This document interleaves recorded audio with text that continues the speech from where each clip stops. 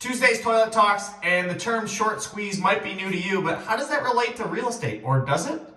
And it's February, the restaurants are open, where are we eating?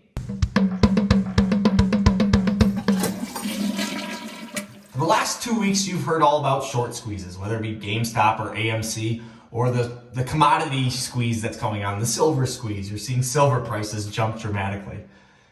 And how does that really relate to the real estate market? Well, a little bit. You don't really short local residential houses.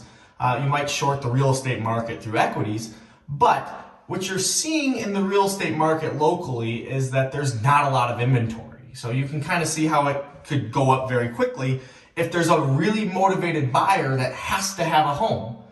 If they have to have that home, they're probably willing to pay far more than market value to cover themselves, because the opportunity cost of not buying that home might, drive down their net out, or whatever their situation might be. It just could be more cost effective to buy that home at a higher price.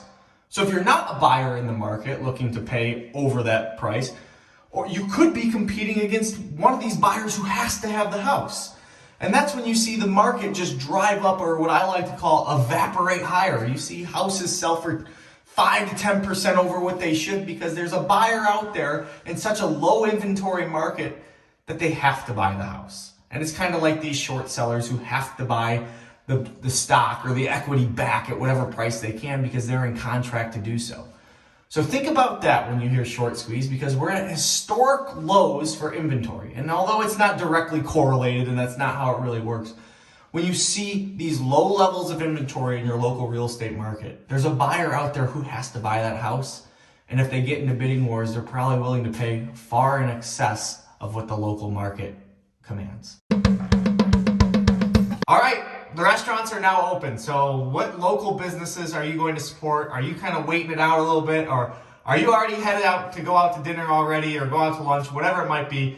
But hey, if you're going to support a local business, tag that local restaurant down below. Where would you like a $50 gift card to? I'll pick one lucky winner. So let's try to pick something locally owned, that have really great owners, someone that you think needs the business, and somewhere where you'd like to eat. So tag that restaurant below, and I'll give away a $50 gift card to anywhere you want to go. So let's see it.